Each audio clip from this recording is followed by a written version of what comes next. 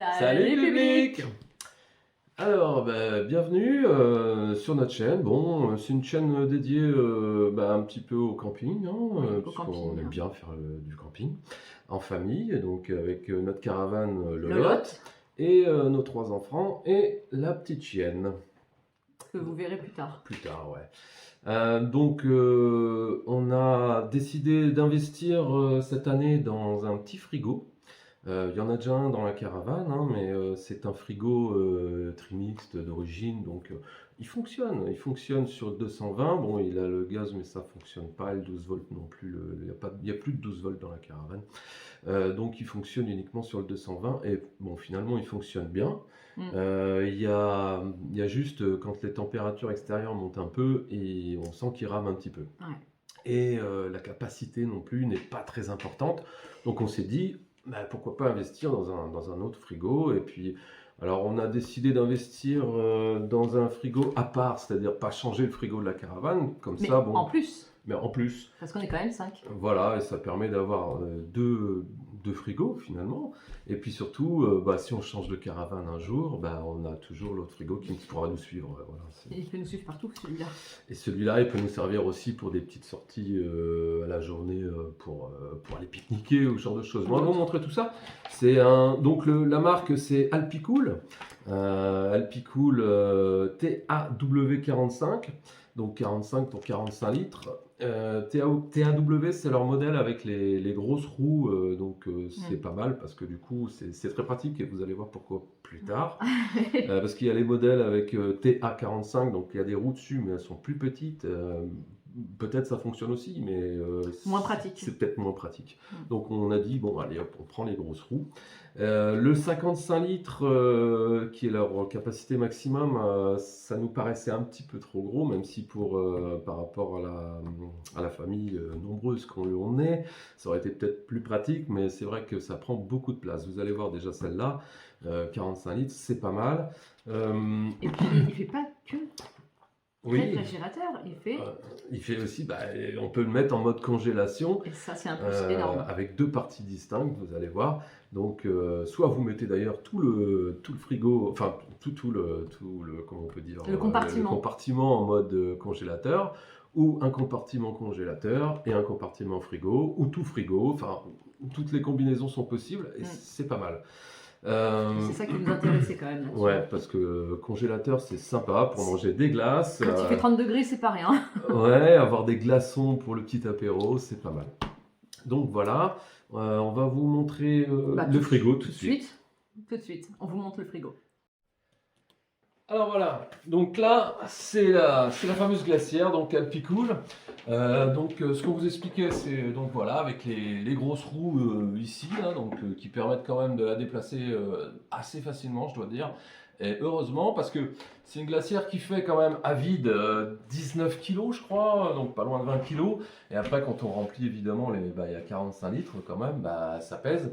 Et du coup, on se retrouve vite avec des poids assez importants. Donc, à déplacer, quand même, il faut y penser après. Donc, les roulettes, c'est vraiment pratique.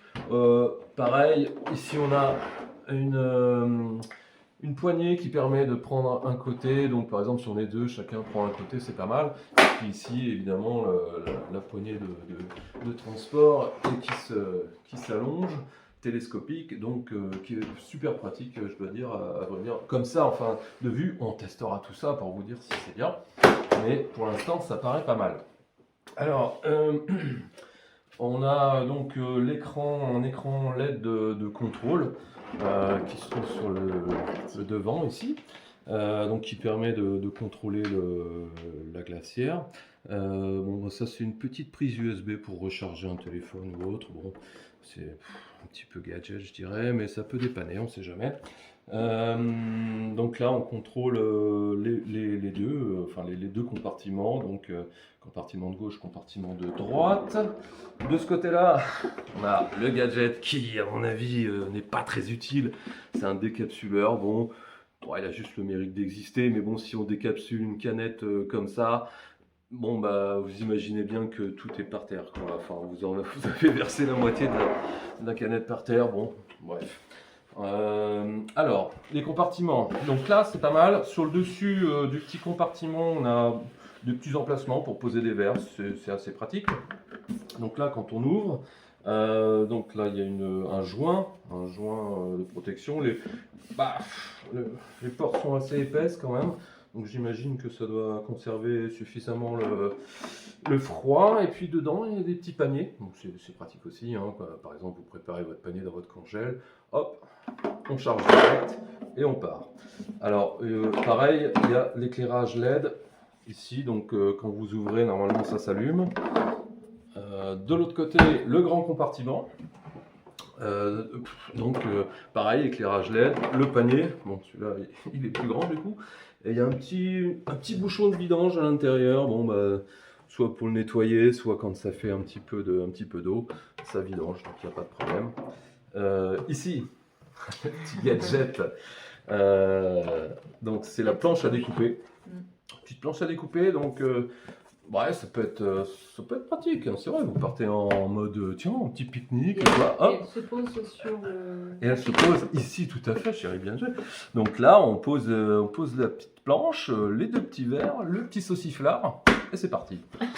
Allez, bon, allez, on met ça là, en plus, bon, c'est vrai que c'est bien étudié, le petit rangement là, c'est sympa, vraiment. Les portes sont réversibles, ça peut être pratique aussi, suivant la config que vous avez pour le stocker. Bon, ça peut être bien d'ouvrir dans l'autre sens, évidemment, si vous ne pouvez pas faire autrement que stocker dans ce sens-là, les portes s'inversent. Voilà, bon, c'est pas mal. pratique. Ça peut être pas mal. Alors, autre chose à voir aussi, c'est une option. Oui.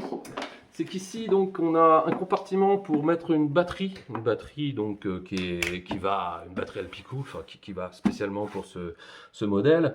On l'a pas, c'était pas vendu avec. C'était une option. Je sais même pas trop si on peut la trouver facilement, mais bon. Après, on vous expliquera notre mode de fonctionnement. Nous, alors, soit on le branche directement sur l'électricité dans le camping, ou alors au pire, on a une batterie, une petite batterie d'appoint qu'on peut utiliser. Ici, donc les branchements pour 12 volts ou 220 volts. Et ici, pour les panneaux solaires. Mais je crois que ça, c'est quand on a la batterie, ça permet de recharger la batterie sur du solaire. Bon, voilà. Voilà, on a fait le tour du propriétaire, je dirais. Alors en dessous, je sais pas trop s'il y a quelque chose de spécial. Non, il n'y a rien de spécial. Donc voilà, qualitativement, ça paraît pas mal. Hein. C'est quand même une belle bête. Ça pèse son poids. Les cloisons ont l'air vraiment épaisses. Donc bon, il faudra tester, voir ce que ça donne. Et puis on fera une vidéo pour leur montrer le résultat. Notre avis en tout cas. Voilà, donc alors parmi les tests, il y aura évidemment le refroidissement d'un côté congèle, un côté frigo, voir si les températures sont réelles, parce que ils nous disent que normalement on doit pouvoir descendre à moins 20 degrés sur la partie congélateur, ce qui est pas mal. Donc, est-ce que c'est vraiment moins 20 degrés? Donc, faudra qu'on voit. Mais bon, si déjà on a atteint moins 15, ça serait déjà pas mal. Et puis, du coup, la partie frigo, normalement, ça ne devrait pas poser de problème. Bon, on va voir si l'affichage est juste entre les degrés affichés et les degrés réels. Et puis voilà. Donc, au niveau consommation quand même, c'est important de savoir combien consomme ce petit frigo. Normalement, il est noté pour 60 watts. 60 watts, mais apparemment, c'est 60 watts en maximum, quoi. Donc, une fois que les températures sont atteintes, normalement, après, ça ne doit pas consommer autant. On va tourner plus autour de 30-40 watts. Donc ça, on validera ça lors de l'essai. Autre chose, les dimensions. Je ne vais pas parler des dimensions. Pour vous dire que voilà, c'est quand même une. Oui, c'est important à le dire parce que c'est imposant quand même dans une voiture. C'est important. Là, on va pas vous le mettre dans le coffre aujourd'hui parce qu'aujourd'hui c'est un temps catastrophique. Donc, mais dès qu'on la chargera, on vous montrera la place que ça prend dans le coffre. C'est quand même assez important. Ici, il faut compter, un bon 75 cm de devant derrière. De longueur et de largeur. Et ici, bon, il faut compter au moins 50 parce que en plus, si vous branchez dans la voiture, il faut savoir qu'il faut quand même laisser un petit peu d'espace au niveau des côtés pour que ça s'aère correctement. Et voilà. Et la hauteur surtout, alors c'est là où je vous disais tout à l'heure, entre le 45 litres et le 55 litres, il n'y a pas beaucoup d'écart, sauf en hauteur. Et c'est là où ça change tout. Ici, en hauteur, on se trouve, oui, à 50... plus de 50 cm, et je crois que là, il me semble, je vais vérifier tout de suite, oui voilà, c'est ça, là, 55 litres, c'est les mêmes dimensions, sauf en hauteur, et là vous avez 7 cm de plus en hauteur, donc ça vous monte tout de suite la glacière, et là ça devient compliqué. À stocker dans un... Voilà, il faut avoir de la place, donc bah voilà. Voilà, donc rendez-vous bientôt pour le test en camping. Voilà, donc on va partir quelques jours pour la tester. Et puis on vous donnera tous nos ressentis, les stats qu'on a pu sortir. Et puis voilà. Est-ce qu'on mangera des glaces ou de la soupe? Affaire à suivre. Donc là, du coup, donc on va tester ça en réel et puis vous dire notre sentiment sur ce frigo. On a hâte parce que c'est vrai que déjà on a hâte qu'il fasse beau et qu'on bouge un petit peu parce que là, ça fait des mois qu'on a un temps pas terrible. Et on a oublié de parler de quelque chose, je pense. Au niveau des décibels et du bruit. On n'a pas parlé. Exact. Ouais. Et au niveau du bruit, c'est important au camping. Ouais, exact, parce que oui, de toute façon, soit c'est nous qui allons dormir à côté, soit les enfants. Forcément, il y aura quelqu'un qui va dormir à côté. Bon, on vous expliquera comment on est installé dans le camp. Donc oui, pour les décibels, il le donne pour un bruit inférieur à 45 décibels. Donc bon, ça me paraît raisonnable comme bruit. Donc à voir si c'est respecté. Et puis, ouais, tout à fait. Et puis, bon, je pense qu'après, il doit y avoir un petit peu de bruit au départ pour la mise en température, mais après, c'est comme un frigo finalement, j'imagine. Donc, on verra bien. De temps en temps, il y aura des déclenchements, mais pas tout le temps. Ça reste normal. Voilà, c'est pas. Donc, voilà. On a hâte quand même de le tester pour voir ce que ça donne, et puis pouvoir enfin avoir des petites glaces. Sur le camp, c'est sympa. On a des glaces, des glaçons, et puis pouvoir aussi transporter de la nourriture surgelée, ça c'est aussi c'est pratique, pas négligeable. C'est pratique. Les vacances qu'on avait fait l'an passé, c'est vrai que ça nous avait servi un petit peu de leçon parce qu'avec le frigo de la caravane, on était très limité en place, et puis bon, c'était que frigo déjà. Et donc souvent en course. Donc souvent en course, quasiment tous les jours, il fallait qu'on aille... Mais ouais, je crois qu'on y allait tous les jours. Ouais, je crois tous les jours, on allait ravitailler.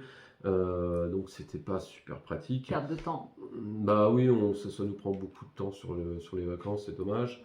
Et puis donc là, ça permettra d'avoir un petit peu de stockage, de pouvoir, oui, acheter un petit peu de surgelé, qui parfois c'est pratique aussi. Donc voilà. Donc à tester, et puis on vous redira ça. Exactement. Bon, en attendant, on vous souhaite une très belle journée. Et on dit... Salut public. Salut public. À bientôt.